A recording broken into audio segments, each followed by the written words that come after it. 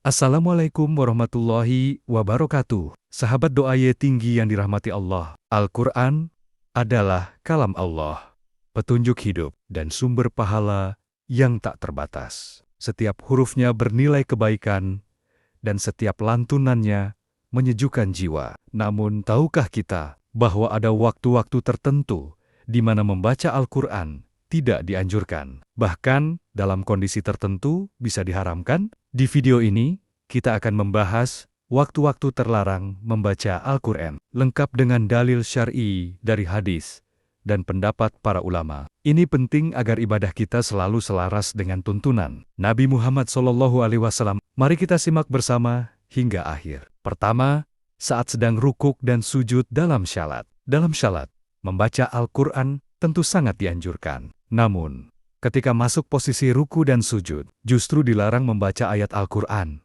Kenapa? Karena Rasulullah bersabda, "Ketahuilah, sesungguhnya aku dilarang membaca Al-Quran dalam keadaan ruku dan sujud. Ketika ruku, agungkanlah Rabb-mu, dan ketika sujud, bersungguh-sungguhlah dalam berdoa, karena doa kalian layak untuk dikabulkan." Hadis riwayat Muslim nomor 479. Jadi, pada saat ruku dan sujud, kita tidak membaca Al-Quran, melainkan membaca tasbih dan berdoa sesuai tuntunan Nabi. Kedua, ketika sedang junub atau dalam keadaan hadas besar, orang yang junub, yaitu belum mandi wajib, setelah berhubungan suami istri atau mimpi basah, tidak boleh membaca Al-Quran.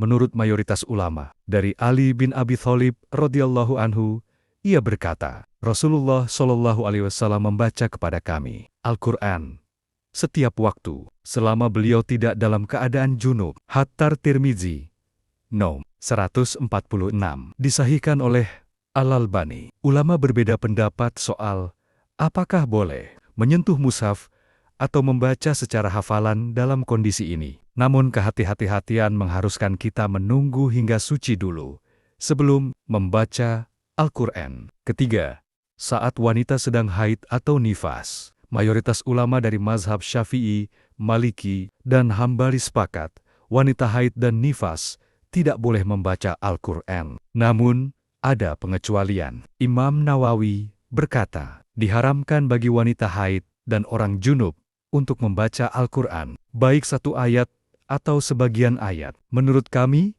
dan mayoritas ulama, namun sebagian ulama seperti dari kalangan Hanafiyah, membolehkan jika dibaca dari hafalan dan tidak dengan niat tilawah penuh, seperti hanya untuk dizikir atau pelajaran. Karena itu, lebih hati-hati bagi wanita untuk menahan diri membaca Al-Quran selama haid dan nifas, kecuali untuk doa-doa pendek atau dizikir. Keempat, ketika matahari terbit, terbenam, dan tepat di tengah langit. Waktu-waktu ini dikenal sebagai waktu-waktu yang dilarang sholat sunnah. Dan sebagian ulama juga menyarankan untuk tidak membaca Al-Quran sebagai ibadah tilawah, khususnya yang dilakukan setelah salat sunnah. Rasulullah bersabda, tidak ada syalat setelah subuh sampai matahari terbit, dan tidak ada salat setelah asar sampai matahari terbenam. Hadis riwayat Bukhari dan Muslim. Sebagian ulama memperluas larangan ini pada ibadah-ibadah tertentu, termasuk membaca Al-Quran,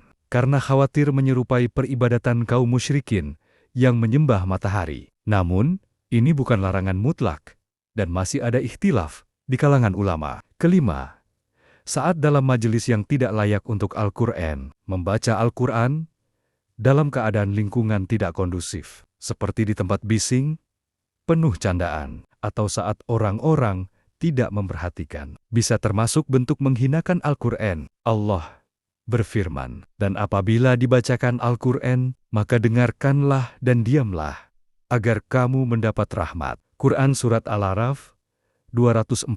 Jika orang di sekeliling tidak menghormati bacaan, atau jika kita membaca tanpa kekhusyukan, maka sebaiknya tunda dulu dan cari waktu yang lebih tepat. Sahabat, doa ye tinggi. Al-Quran adalah cahaya hidup. Tapi cahaya itu akan benar-benar menyinari jiwa kita bila digunakan dengan adab yang benar. Dengan mengetahui kapan waktu terbaik dan kapan waktu yang dilarang membaca Al-Quran, kita menunjukkan penghormatan yang tulus kepada firman Allah.